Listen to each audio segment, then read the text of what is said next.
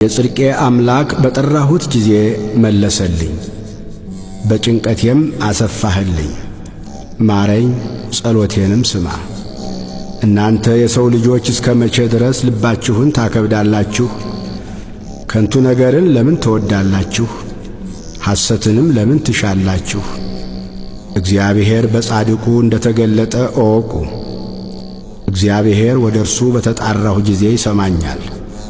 ተቆጡ፣ ነገር ግን ኀጢአትን አታድርጉ።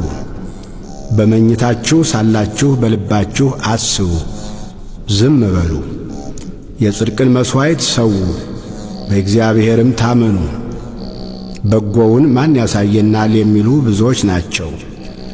አቤቱ የፊትህ ብርሃን በላያችን ታወቀ።